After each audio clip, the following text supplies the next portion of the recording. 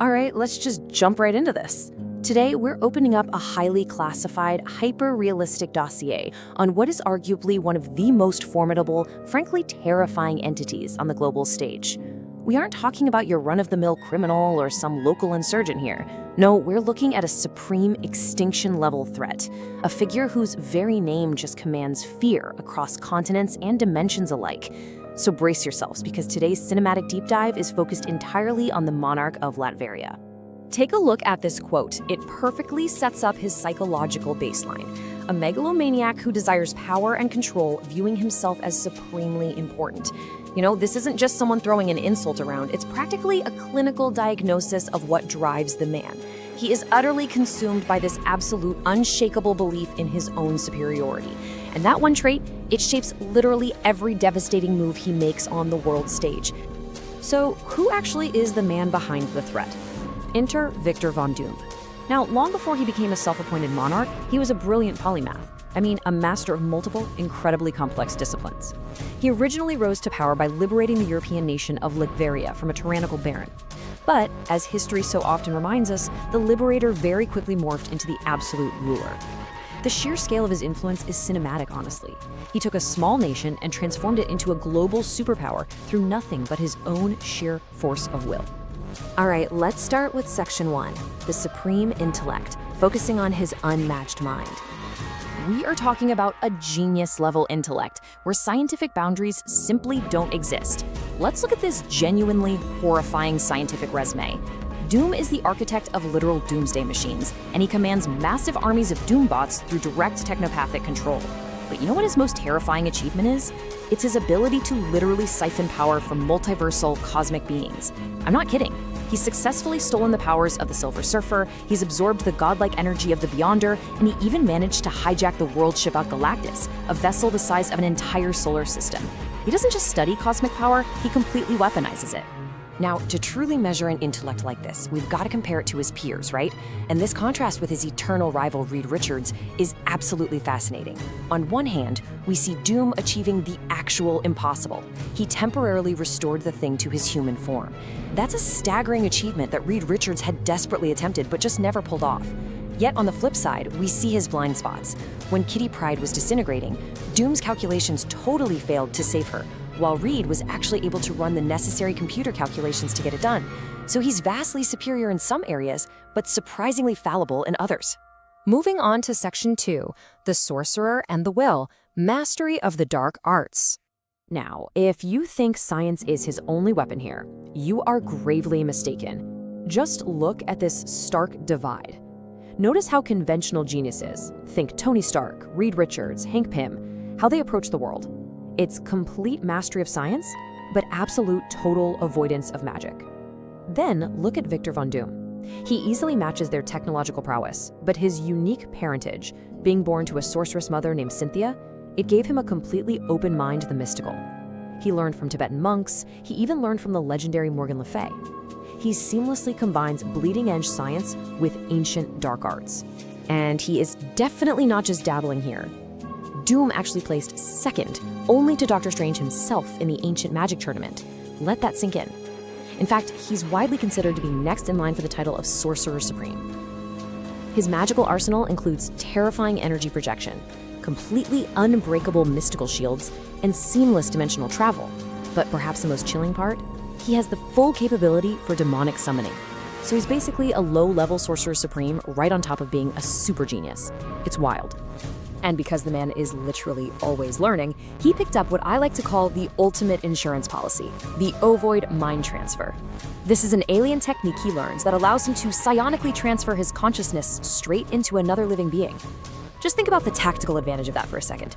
If his physical body is ever destroyed or even just compromised, his mind simply migrates to a new host. He is, for all intents and purposes, entirely immortal. So here's the crucial point. While he can invade others, absolutely no one can invade him. His sheer force of will grants him complete, total telepathic immunity. He has repelled Omega-level mind controllers with, frankly, terrifying ease. Like when Emma Frost attempted to infiltrate his mind, Doom completely purged her from his consciousness with just a single spoken word. Even Charles Xavier, Professor X himself, considers Doom's mind to be a dangerous, impenetrable fortress that is much, much better left alone. All right, Section 3, the indestructible titanium armor, physical might. Okay, we really need to treat this suit not as clothing or costume, but as bleeding-edge apocalyptic military hardware. The specs on this thing are staggering. It grants him superhuman durability that can actually survive cosmic-level impacts.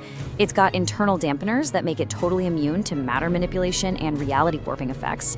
And offensively, it is packed with high-tech lasers and defensive force fields. Oh, and anyone foolish enough to try and physically touch him gets hit with a lethal electric shock. Plus, its life support systems make him entirely self-sustaining in the crushing depths of the ocean or, the dead vacuum of space.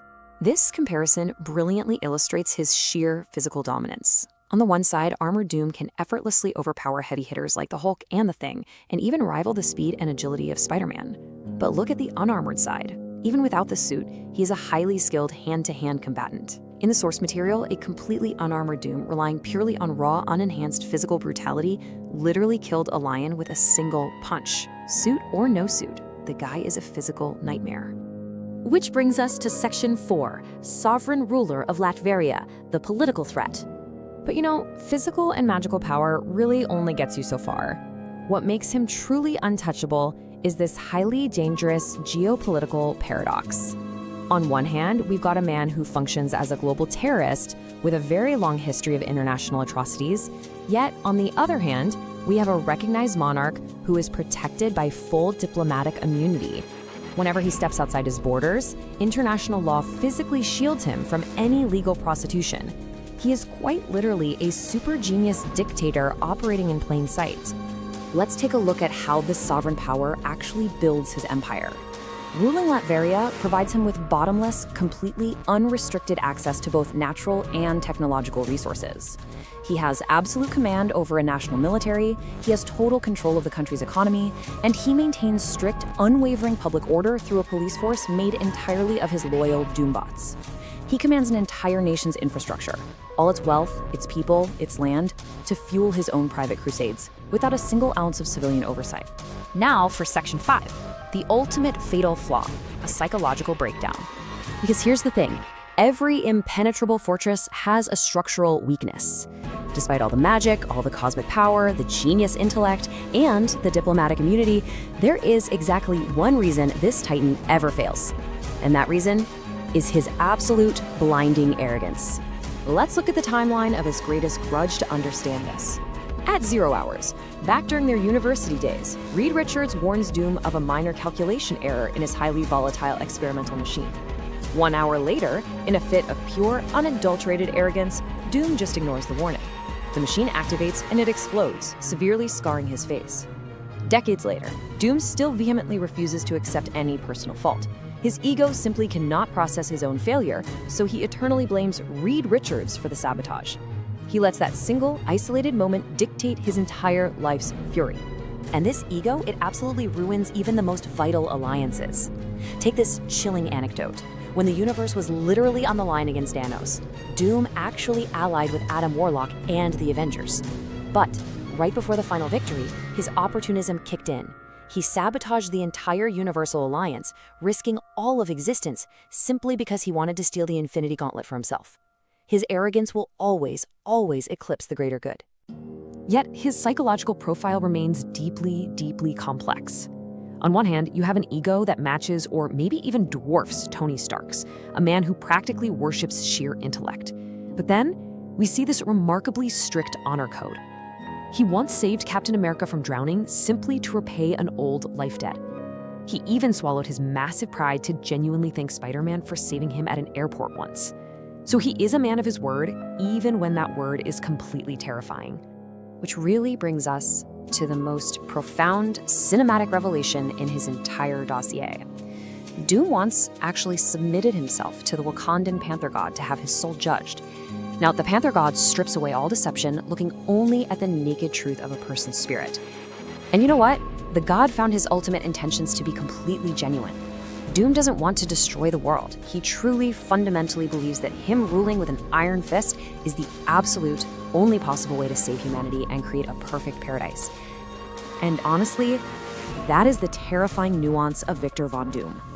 As we wrap up this explainer, I want you to really think about this question. Is his desire for absolute control merely the megalomania of a tyrant? Or, at least in his own mind, is it a twisted but entirely necessary salvation for a highly flawed world? It's a question that makes him one of the most compelling threats on the planet. Thanks so much for joining me for this explainer, and remember to always keep questioning the motives behind the power.